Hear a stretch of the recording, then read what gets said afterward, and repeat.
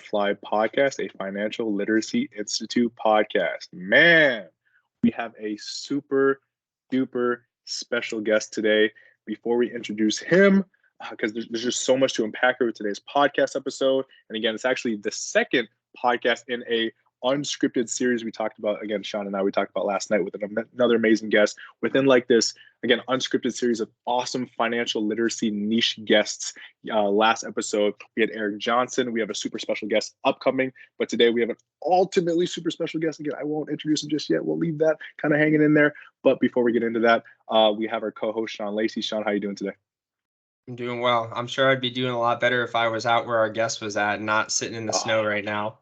Man, yeah, it was really cold this morning when I woke up. I took an exam. I told you that, Sean, earlier today. But yeah, no, our guest in California, he's chilling. He's enjoying his time. Yeah, like I just mentioned, I'm just busy with exams, busy with my last semester, as our listeners know. I'm looking forward to graduate in May. But that's enough about me and Sean. Again, we're doing well. We're always doing well. We're the podcast hosts. We have to be doing well. But in terms of our guest, man, number one, this is how I'm going to start. With this guest, I'll speak for myself. I have been following the College Investor for such a long time, prior to even being in college, right? I'm not even a millennial myself, but I have been following the College Investor. I love what they do with social media. I love your guys' blog. I just love everything you guys are doing. And today we have the founder of the College Investor, right? Someone who has an immense passion for exactly what we're doing here with FLI. Who lives and breathes this, someone who is advocating for something that, again, there's a void in the world with what's being taught in schools, what's being taught, to our kids or your kids or a future generation, right? This is something that we have a lot of passion for, and this is just this amazing special guest who's just doing wonders with what he's doing here with the College Investor. Today we have Mr. Robert Farrington. Again, Robert, I'm excited to get to know you a little bit more because this is actually our first call. And really, I just want to know, again, more of why you do what you do, how you do what you do, what the future is of what you do. But before we get into that, can you kind of let us know, not only for Sean and I, but for our listeners, what do you do? What is a College Investor? And kind of a little bit more about who Robert is. Absolutely. Well, thanks for having me, guys. I am excited to be here and have this conversation. I love these unscripted calls, and we'll just have a great time talking about financial literacy topics. So, yeah. I mean, that's why I started the College Investor. I started the College Investor in college because I wanted to talk about money and finance and investing specifically. And as you guys know, we've evolved a lot since then, but really it started as my idea to share investing topics with others, how to get started investing, what to invest in, things like that. And I was a little jaded when I was in college because our college's investment club, you'd say, and most colleges have one, right? Dude, everyone was in there talking about trading penny stocks and doing all this stuff, and it was this isn't even investing, and you guys don't even know what you're talking about. And so it was a little frustrating, and so really I didn't find really good synergies there, and so that's why was one of the events that led me to start this site. And I really wanted to share some fundamentals, like how to do it, how to save, how to invest, and, how to find some money to invest, right? Because I think that's also the big holdup, right? Everyone's like, well, that's cool, but how do I start? Where do I get this money from, right? Yeah. And then you also run into these challenges of student loans and getting out of student loan debt, and things like that. And so really we've kind of taken all these kind of topics that are so intertwined, and we talk a lot about them on the website. And so it started as just a blog, right? Now we have video, we have podcasts, we are on social media, we have a big team that helps us out. And so that's really what we do. Huge advocates of financial literacy, helping people get started, understanding all these tools and services that are out there, and try to have a little fun with it too.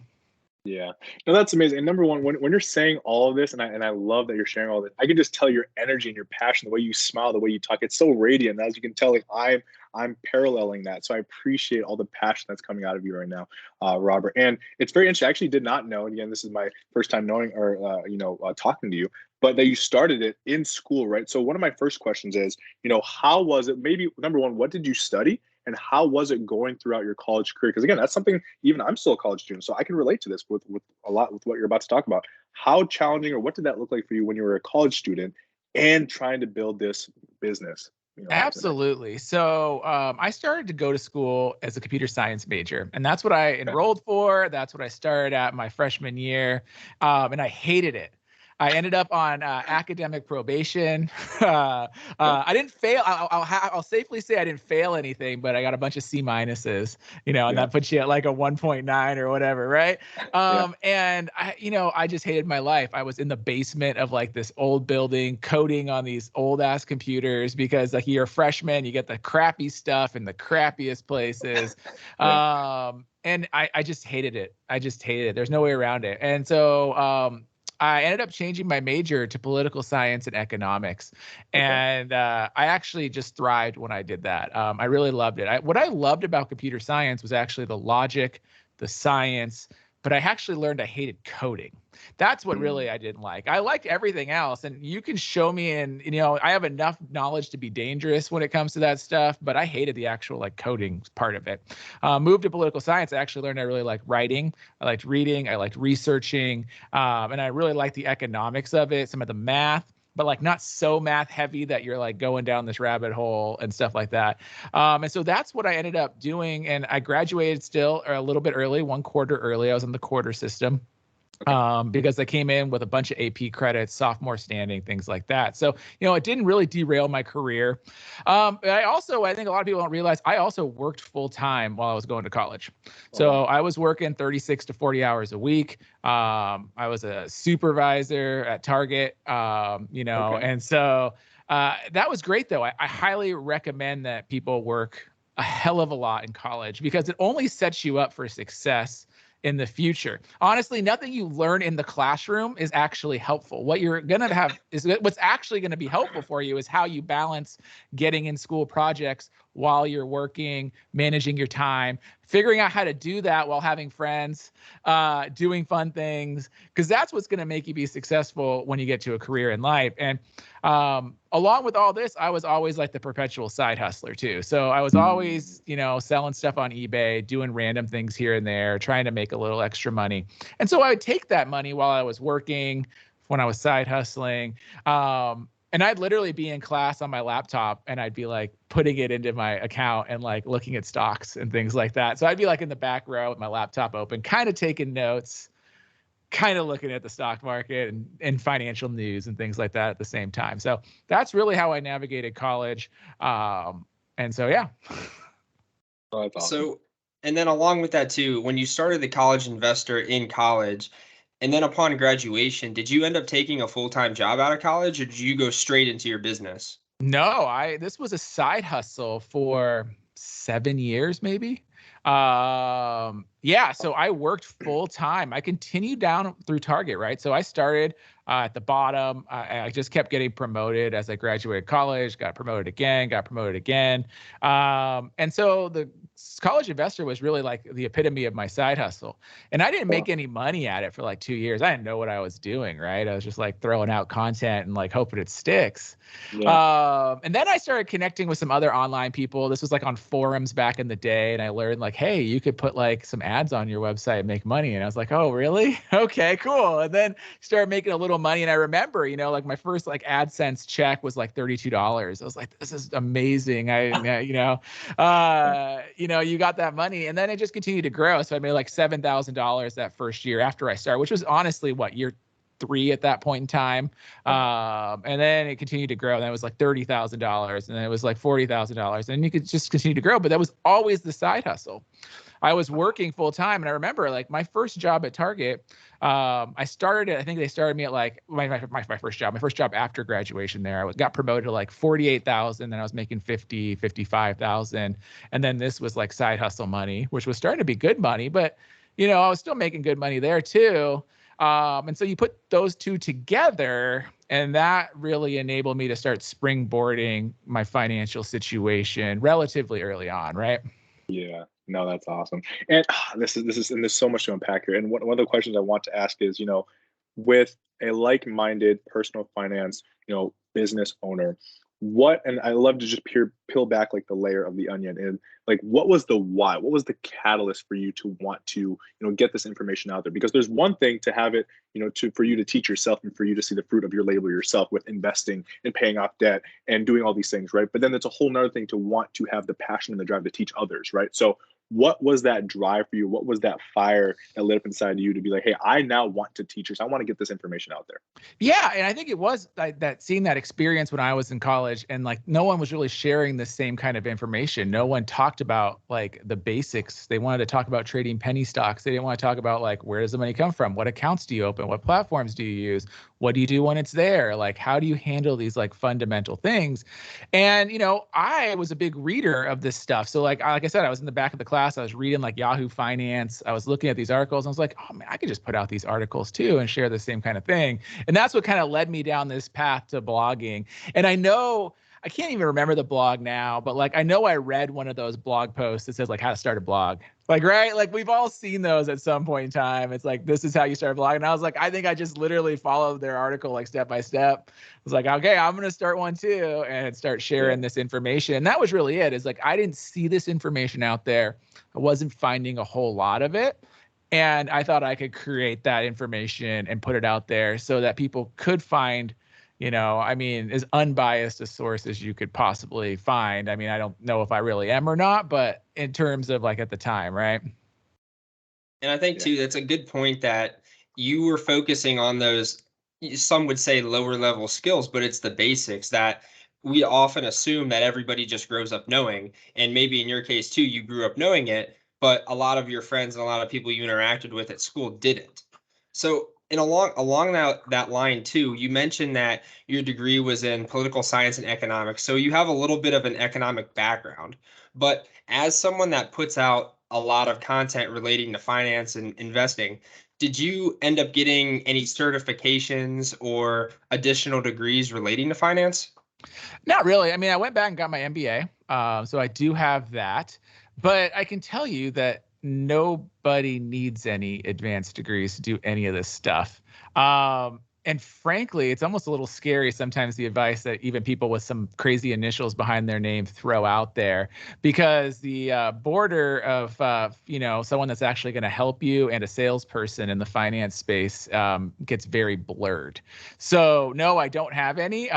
But no, I'll tell you, like right now, like my day to day, I have fielded about 12 emails from both CFPs and CFAs asking questions of me related to topics that I know about in terms of paying for college, 529 plans, student loan debt. So I want people listening to this to realize that, just because you have some fancy letters behind your name and, took a test, they don't know it all. And that's okay, because there's a lot of information out there in the world, but like, it's not the end all be all by any means.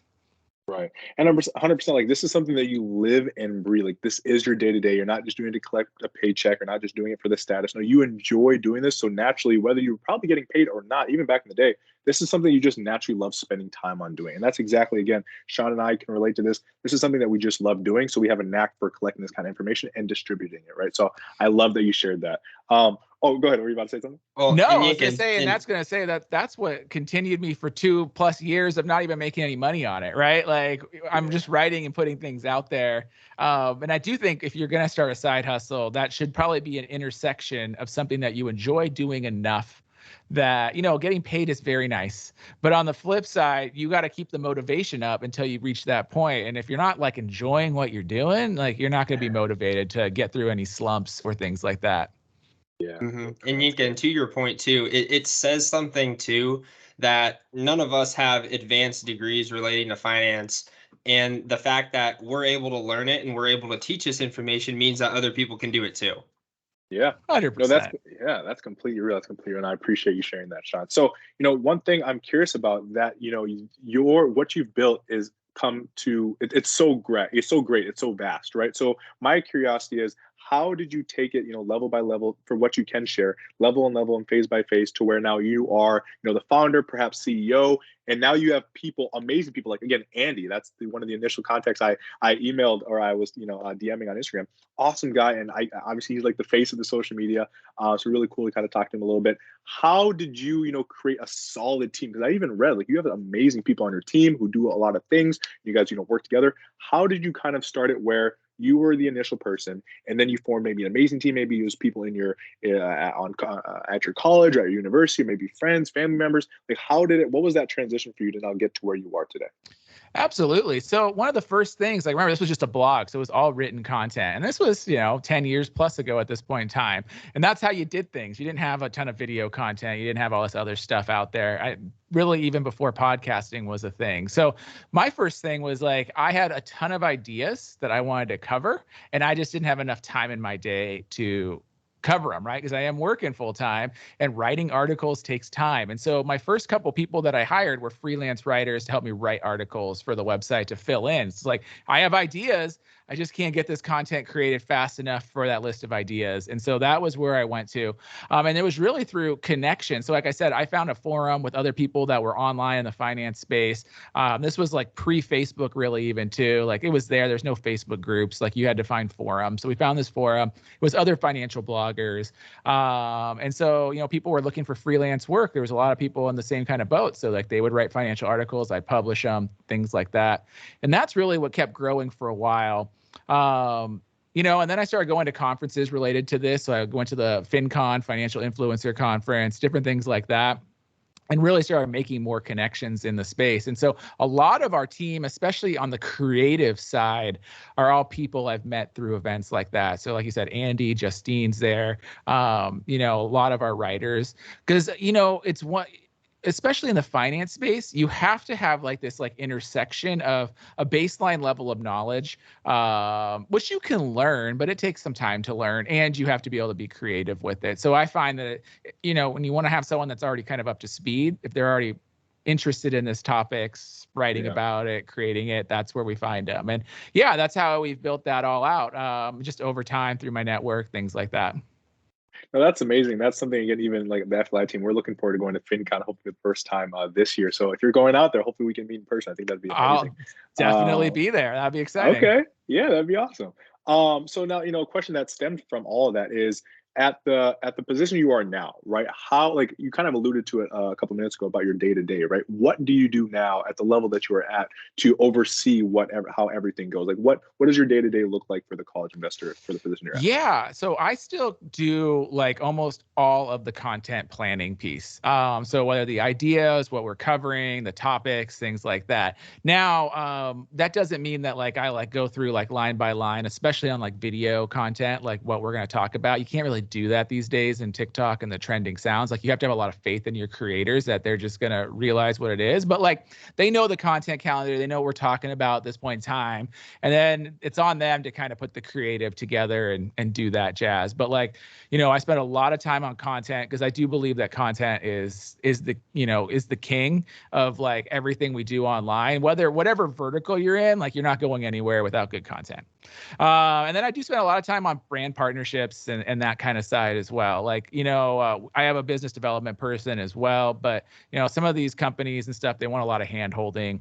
They have a lot of questions, and things like that. And then it's just, a lot of just interacting. I spend a lot of time still responding to a lot of comments, doing things like that, answering emails, whatnot. But that, I think a lot of people don't realize, especially early on in my creator journey, like why that's important. But it's like, it becomes a cycle. You build credibility by answering those questions, but you also get ideas and insights about what you should write about. And then it just kind of goes in a circle and perpetuates itself if you are spending that time with your audience, right? That's a great point too. And it sounds like you're getting at the point where you're reaching delegate and elevate, and you're starting to bring more people onto your team that are taking off some of those, I guess, trainable tasks that you could say. And along with the content side of things, what would you say is your favorite type of content to produce? Honestly, the in-depth helpful stuff that is not obvious, and like kind of the investigative journalism type stuff. So both of those go hand in hand, but really talking about things that a lot of people aren't talking about yet. It's fun, especially as some of those topics grow over time. Like, one of the questions I fielded today was about solo 401ks. And we've been talking about these for maybe like 7 years, and no one was talking about them 7 years ago. And so like our content, we've continued to update it and answer questions. And it's fun to see those verticals grow. And then on the investigative journalism front, like we're doing things right now that are really kind of fun done in terms of we've had some freedom of information requests to like the Department of Education, getting some data on different things going on with student loans. And there'll be a lot more to come on that, but we've already it's fun when you share a story and then it's like, Politico, New York Times, Washington Post are using you to elevate that story. I always find that to be really just fun, to get ahead on that kind of stuff. Yeah, no, that's awesome to hear that you're basically providing like the fact check type information for those large news outlets. And so outside of the content space, is there one area of finance, whether you say it's like student loans, 401ks, IRAs, that is your favorite subject to talk about? No, well, my favorite subject to talking about is investing and building wealth. I want to help people become wealthy. But the hard part is like, you got to deal with some of that other stuff first, right? Whether it's student loans, whatnot, to help them overcome that. And sometimes it is a financial barrier. I find more times than not, it's a behavior and or psychological barrier to get there. And then, with that, I'm also a huge proponent of the side hustle, like we talked about earlier. I'm not the guy that's going to tell you to cut out your Starbucks, things like that. But I am the guy that's going to tell you that, it's Friday night. What are you doing with the next 4 hours of your evening? Could you go out and be earning it? Or are you getting ready to go out to the bars? What are you doing? And then I'm not actually here to tell you shouldn't do that. But then don't come to me next Wednesday and say you can't make your budget or make ends meet this month. And you're asking your parents for some extra money. Right. Yeah, no, that's so good. And that, again, there's a question that's something that, and I love that you share that, is do you for the college investor, do you guys do calls with people? Do you do one-on-one sessions? Do you do group calls? And basically maybe a hierarchical question would be, and obviously from whatever you can share, is that one of your modes of bringing in income for the company? Is it calls with clients? Is it group calls? Obviously you have your ads, you have marketing. What does that kind of look like for you in terms of having one-on-one time with maybe clients and for that matter? No, so we don't do any one-on-one coaching or consultation any longer. That just doesn't scale. And part two is that you do run into some fine lines on legal and stuff. And, people don't like it necessarily when you're doing that. Are you a coach? Are you a financial planner? Where does it end? And then people also really want these questions answered, that you might not be able to answer. And so it's then you just are maybe doing a disservice to potential people. So we do all media, right? So our business is advertising. We have sponsors, we have affiliates, we have a ton of different media partnerships across pretty much every financial brand you can think of. And that's how we monetize our business. But that doesn't mean that we can't help people. So one of the things that we've learned over time is that you can help people publicly as long as you're not targeting one-on-one advice for their financial situation. So it's no different than the Dave Ramseys of the world with the call-in show and different things. If you're doing it publicly, you're pointing them to public resources, and the public resources could be yours. You're sending them to the website hey, here's this about 529 plans. We've already covered this in depth. You can answer their specific questions, but you're not answering one-on-one. It's in the public forum. They're calling in. They're not expecting. There's no fiduciary responsibility, things like that. So you can get you can still help a lot of people. And you could do it in a way that it works. Yeah, that's really good. That's something that even Sean and I, we just took that all and that was really good. That's something how we're kind of seeing how we could potentially scale. I appreciate that gem right there. Even in that realm, right? So whether it's from, your media or maybe back in the day when it was one-on-one or whatever that looks like to you, right? Can you talk about how amazing it feels, or how even some of those stories of, oh, wow, Robert, you talked about, the solo 401ks or Roth IRAs are paying off debt, and I paid off my credit card, or I'm seeing, traction in, building my wealth, or opening up my 529 for my kids. Can you talk a little bit about those stories and kind of, feeling that fulfillment, that purpose of we're helping with the information we're getting out there, we're helping people change their lives and even their legacy. No, and it feels great. I think the hard part is that none of this stuff is overnight. And so, when you want to talk about things like saving for college or paying off student loan debt or credit card debt or investing in building wealth, it takes a long time. And I'm not saying like your whole lifetime, it can, but like it takes years. And so it is amazing when I get these emails. And I had one recently, and the guy's like, I took your advice on student loans from like 7 years ago, and I just finally finished paying them off. And it's been that long, but it's like, that's actually really good that you paid them off in 7 years, like phenomenal. But you know, like it took that long for that to execute. And so it really feels great. But I do feel like you also just touched on the hardest aspect of being a creator in the finance space, is that you don't always get to know your results because the results take time. But then it's also the hardest part of a creator to motivate your people to take action, because we live in this instant gratification world where it's like, if I didn't see a result like today or this week, like this is all phony and whatnot. And like, I had one the other day, and it was like on YouTube, and someone like, I put $100 into my IRA and it's only up to like $102. And I was like, man, it's like a 2% return in like, you know, a month. Like, you should feel pretty good about yourself, but like, you need to put more money in there to make things actually happen. Like $100 ain't going to turn into $1 million, no matter how you want that to work. Right. Well, and on the flip side of what you just said, it's what the product that we try to sell in terms of education is that investing is in the long run, and building wealth and building savings and investing for retirement, it takes time. And I feel like as content creators in that space, we kind of compete with the you know, take this pill and you'll become wealthy tomorrow type of deal that people fall for all the time. And they end up broke for like 100%. Yeah. And whether it's a scam or not, it's that instant gratification is something that, along with trying to teach financial education, you're trying to teach a mindset shift away from that instant gratification to, this is something that you need to build in the long run. I see it with real estate all the time. My friends like will ask me why I buy a property that cash flows $300 a month. And I'm like, well, if I keep this property for 30 years, it's going to be paid off and I'm going to cash flow who knows what in 30 years. But they're like, well, I want the money now, so I should just wholesale it and flip it and sell it. But you're missing the boat in terms of the long-term goal. And I think that it's very important to stress that, especially to even the generation younger than Yinka and myself, because my generation sees the instant gratification, but the younger generation sees it even more.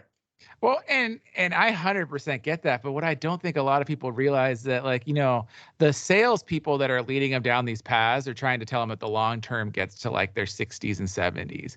And I can tell you that I reached $1 million at 31, and my goal was 30. And it is completely possible to do when you start at 18, 20, 22, because your 10-year period suddenly puts you into your 30s. And you know, those same people that were wanting the instant gratification or the quick wins or anything are just trying to start figuring out their lives at that point in time. And now you are leaps and bounds ahead of them. And that just continues to compound and grow even faster and faster and faster. And so I do think there is a little short-sightedness, and we all fall for it. Like, we all make mistakes, and I'd rather people make those mistakes early because it's also less impactful on your trajectory. Like, I bought the new car after college and, you know, spent extra couple $1,000s on a sound system and things like that. And it's like, I wish I didn't do any of that. It was so dumb, such a waste of money. But you recover, you course correct, and it happens. But like, it also is really fun to see those investments in those accounts grow and set goals for yourself. And, you know, buying a house, like, you know, there's like this little bit of like a pity party going on in this country today of like the economy and yada yada and whatnot. And I do think that the part that's missing is a big dose of personal accountability to what you did to get yourself there, because what all these other people do doesn't matter in the least. Do you realize that you're being judged for it? Because you know what? All your friends think you're dumb for buying these rental properties at cash flow, but also realize that when you're 10 years from now, when you're set for life and they're like slaving away at a job they hate, they're also judging you. And they're like, how the hell did you do this? And they don't remember the fact that they were judging you today, you know, as they hate their lives 10 years from now. Right. No, that's hilarious. And that's something that I love telling people. Like, you put in the work, you'll see the result, and it's about the receipts. Like, it's about the receipts, like 10, 5 years down the line, whatever. Everything that we're talking about now, even though, again, we're 10 years younger than you are, Robert, or 20 years younger, whatever. We're at our stage in life where you were at that stage where you were like, hold on, everybody out or in my friend group or who's looking at me is like, hold on, Robert, like, why are you doing this? Why are you trying to start a side hustle? Why are you doing this? Like, stick to school or stick to your job, or, try to get this A on this exam or whatever, right? But it's very interesting where if you're going to do unique things, you're going to get unique results, right? And that's what I just love telling people, that, okay, no matter what you think about me, just give me 10 years. You'll see the receipts. You'll see them. They're coming. They're coming. But, one of my questions now is, in this space, in personal finance, can you talk about, what was one of your most amazing experiences with either like other personal finance influencers, or at an event, maybe like a FinCon? Like, what is amazing, or, what has been that amazing connection you've made, or someone you've had on your podcast, or, like what was that experience for you in terms of, someone who was in that space? Absolutely. I mean, honestly, most of my friends these days are creators across Okay. the board. And so I think that's what it's created for me, is that, you are who you surround yourself with 100%.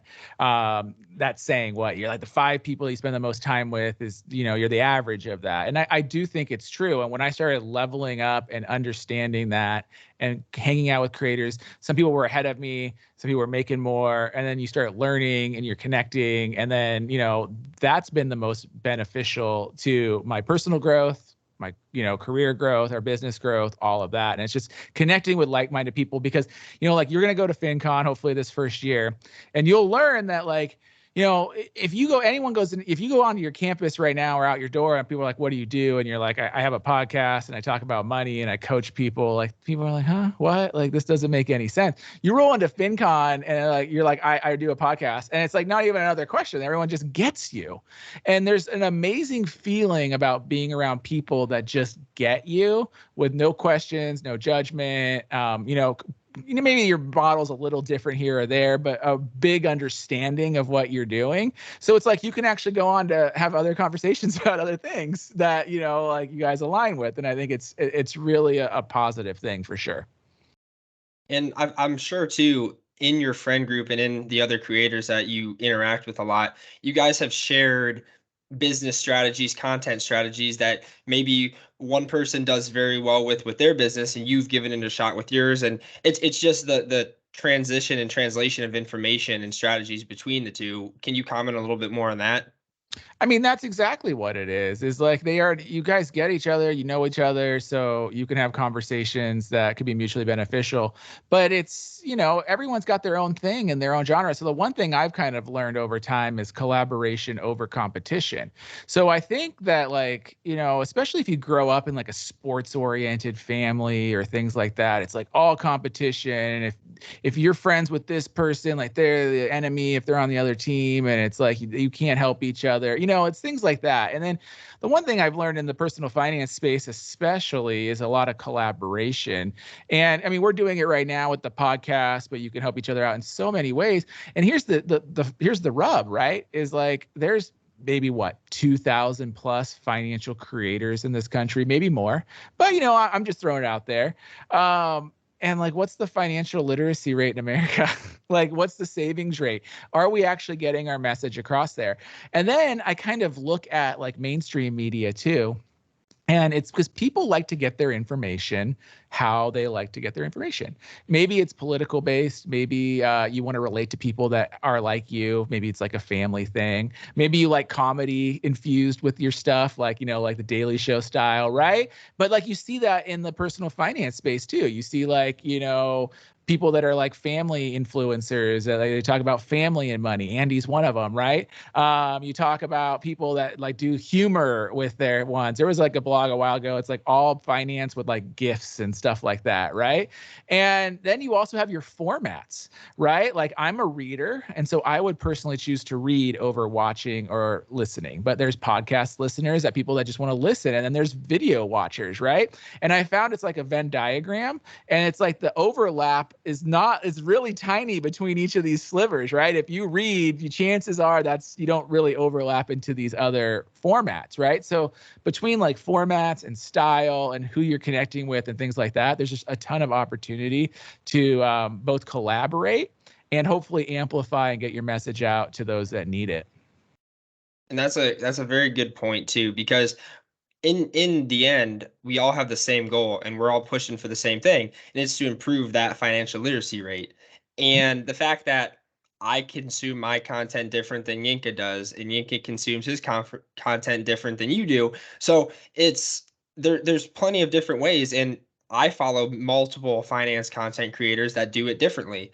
So not only learning from each other, but just the fact that we put out different content, we put it out in different ways is a big testament to the fact that everybody has a space, and it's not like it's a competition against each other to say, is our organization better than yours, or is yours better than Dave Ramsey? That kind of mindset. So I appreciate you verbalizing that. Yeah, I mean, it's just a different style, different needs, different places, different seasons of life. Like it all goes into it. Like honestly, there's like a whole genre of like retirement planning and stuff. And it's like, I don't even know where to start with that. Right. But like it's a need. People talk about it. Like, like there's just huge areas of personal finance that, you can play in and help each other. Right. Yeah. No, this is this is just so much. This is so really good. And now another question that just stemmed from me, right? So whether it's for us or even one of our listeners who's interested in maybe even creating their own content creator space within the personal finance space, right? With how technology has evolved and what things are available now, my question for you is, Robert, what if you were to have done it again with the technology that there is now?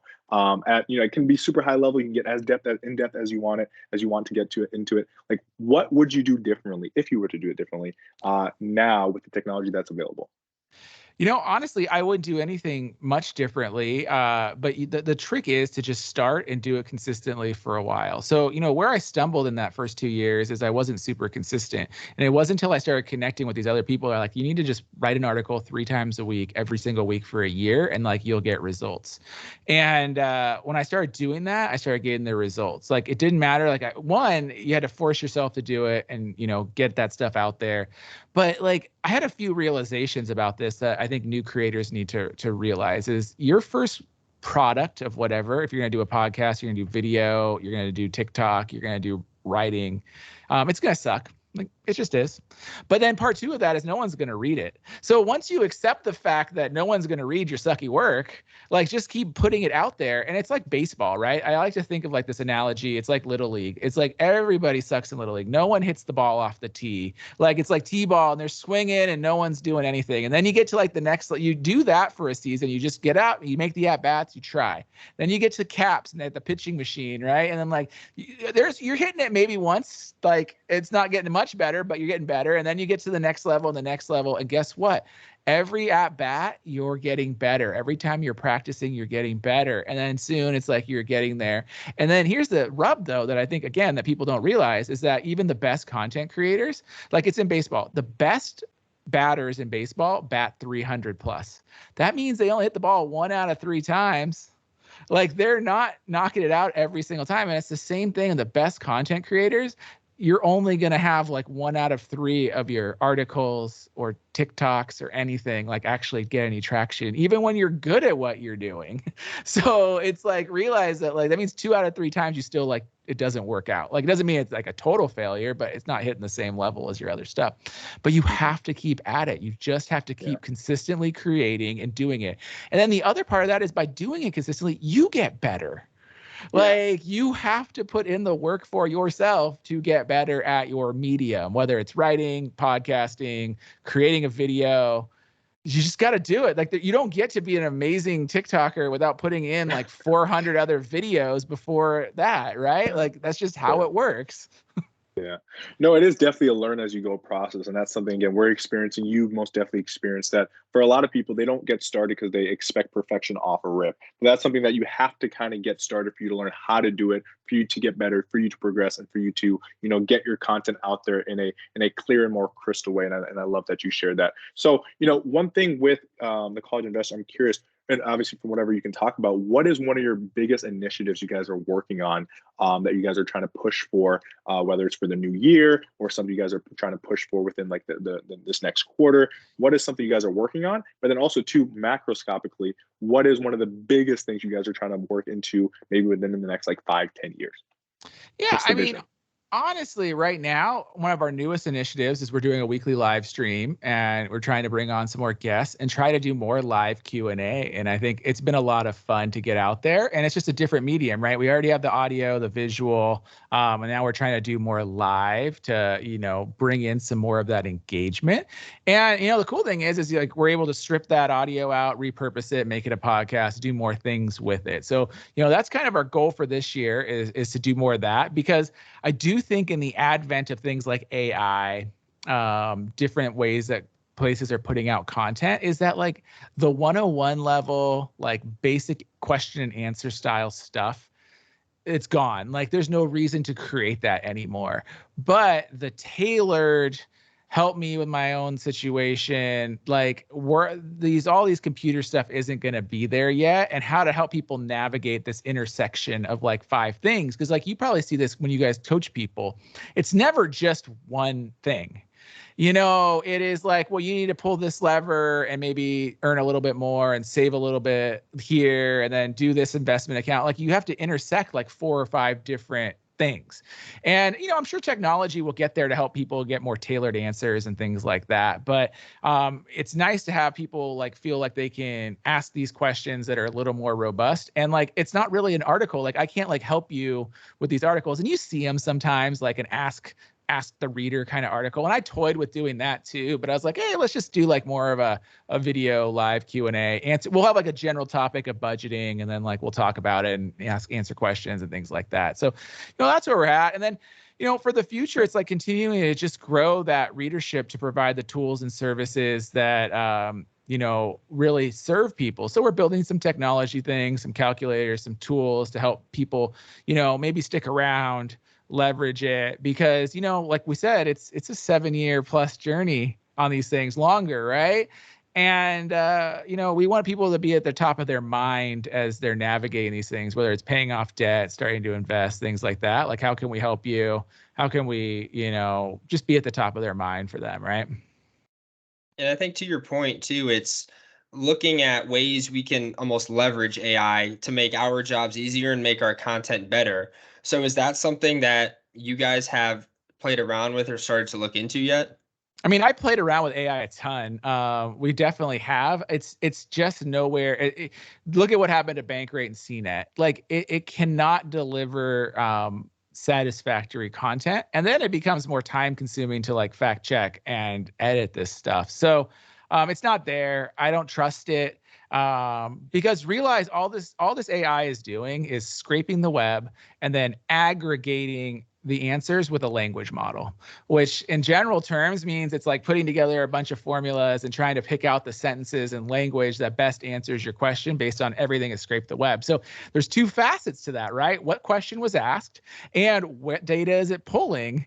And you guys might know, like one of the things I was playing with like Roth IRA stuff, right? And it was asking it questions, and it was pulling old like contribution limits, because like I'm sure it read on people's sites that might not have been updated for 2023, like what the limits are. And so that's a really basic level answer, but like that's where AI is at. Like it doesn't know the answer. And so if you have a question for 2023 Roth IRA contribution limits, like you're probably you don't even know if you're getting that right answer on AI today. Now, not to say it won't be better in the future, but that's an issue, right? Yeah, no, that's something, again, we're even toying around with and trying to see how can we, leverage it and, take on maybe those lower level tasks, but it's not at that point yet for us to really optimize it, for us to really utilize it at the rate that we want to. So we can completely agree to that. And I'm very curious because you are, that guru, financial guru. You're killing it. Clearly, you have an amazing business set on it. What are you doing as a father to set up, your children, your next generation, whether it's, actual accounts, whether it's setting up with a credit card at that young age, getting that pristine credit score prior to 18, or even just like sharing that information, right? Like, what does that look like to carry on the legacy of that generation of that financial knowledge within your household? Absolutely. So we have been big on teaching our kids all about money at an early age, what it is, how it works, whatnot. They have to earn their own money. My son recycles cans. I take him down to the recycling center. He That's gets like awesome. $7, whatever it is for a bag. I mean, honestly, I contribute to that with like my LaCroix, but whatever, like he gets to earn the money. He does the work. He crushes it all, takes it down there. And then he does save a little bit, and then he gets to spend a little bit. He's big in the Pokemon cards, right? So like every couple of weeks, I'll take him over to the card shop and wants to buy a pack, do all that jazz. That's awesome. But he can spend it, he can save it. And now he's at that age, he's 9 now, where he's kind of curious about investing in different things. So, he wanted to put some of his birthday money and stuff into, we have a UGMA account for him, so he can actually buy stocks. And he wanted to buy Tesla, and he wanted to buy Disney stock. And, some of it might work out, some of it might not, but I want him to understand he got a dividend from Disney, right? Like, what does that look like, right? What does that mean? How does this all work?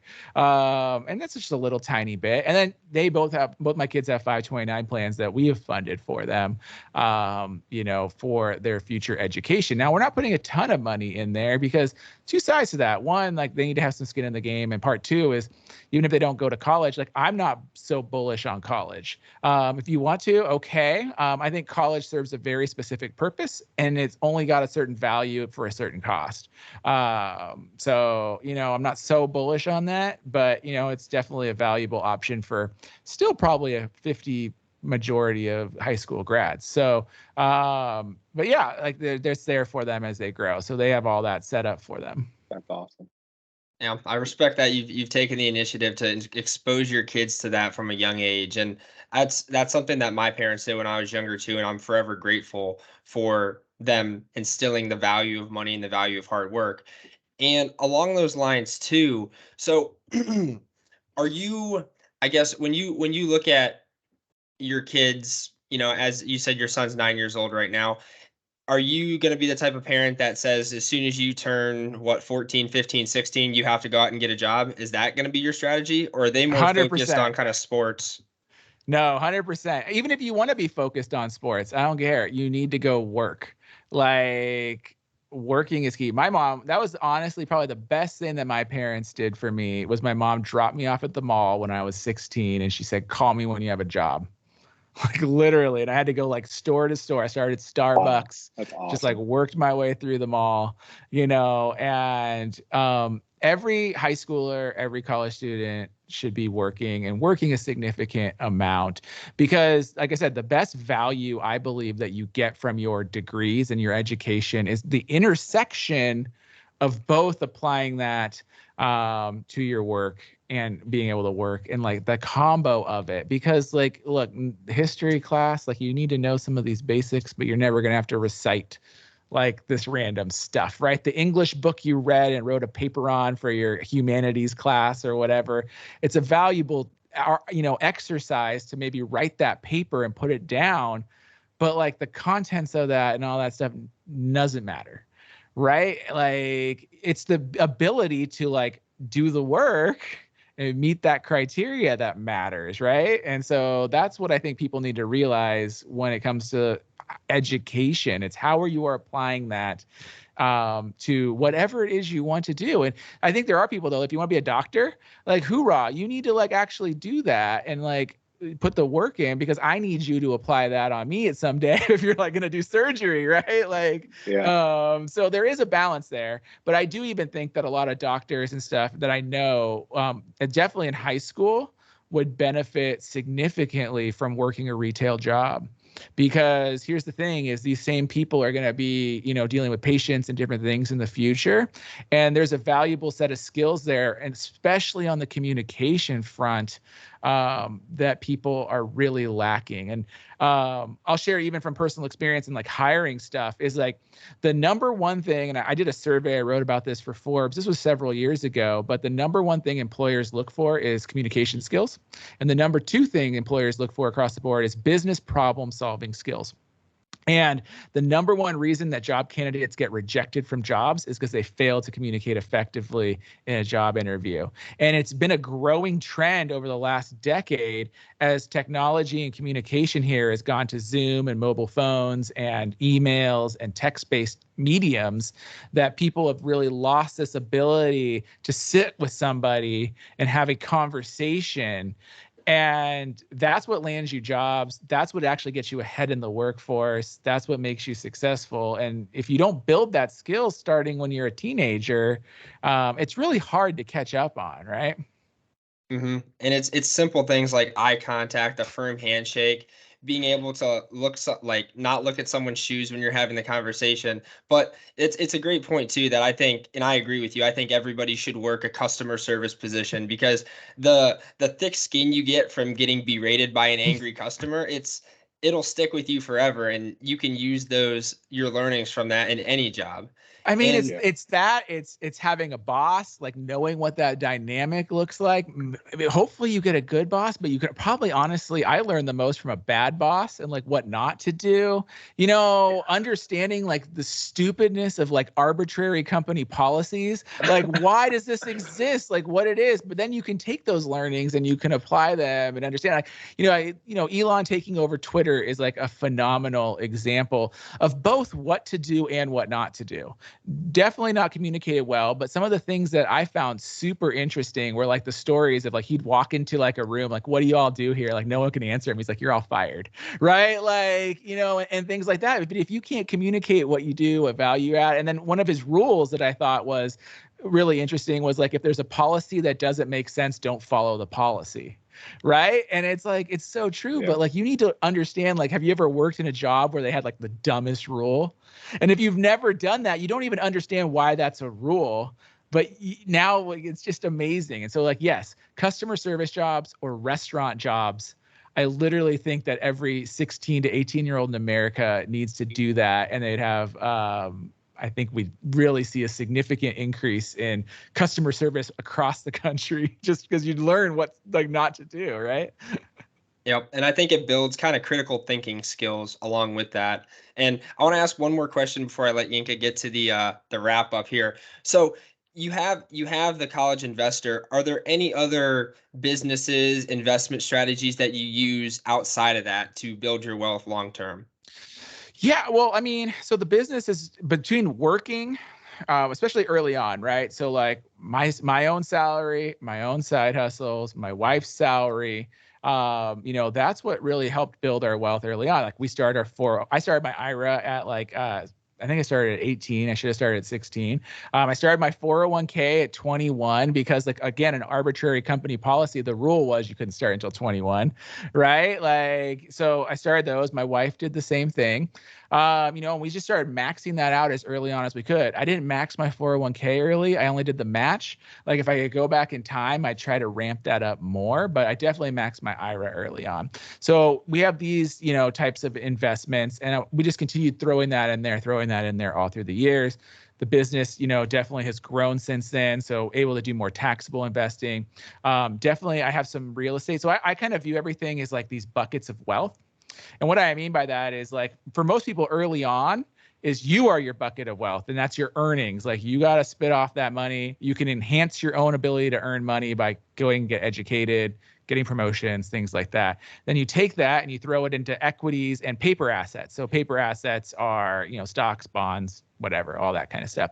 You have hard assets like real estate. And I think people can get there as well. And then you have business assets like a side hustle. You can also invest in businesses, right? You can do VC, different things like that. So those are like the kind of the four buckets of things I look at. And I like to diversify into each of those. So yes, I have rental property, things like that. And they all, kind of help themselves, right? So as stock market goes down, because there's inflation concerns, guess what's going up? My rents, right? Like things like that. And so like you realize that being an owner, and honestly, the stock market's going to catch up because all these companies are raising prices too. So earnings over the next year or 2 years are going to continue to get back on track. But like you have to realize those type of things, and yes, across multiple asset classes, but you don't need to start there. I think people need to realize, start with what you can do, and then you fill that bucket. And then if you have excess, you can kind of go to the next bucket or the next bucket, right?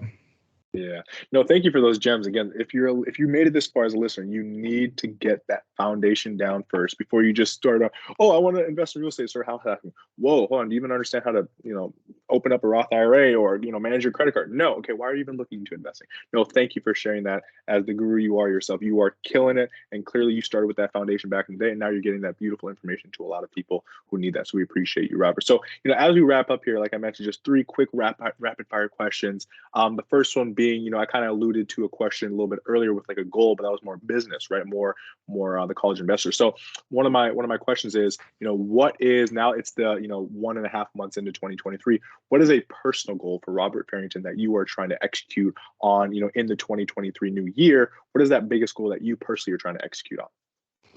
Honestly, I'm not great at goal setting. It's not something that I do. I keep it very focused. I'm a to-do list kind of person. So like the task at hand, and like if I choose it's not going to be an answer to your question, but if I choose a goal, and I've tried this many times, I fail at the goal every time.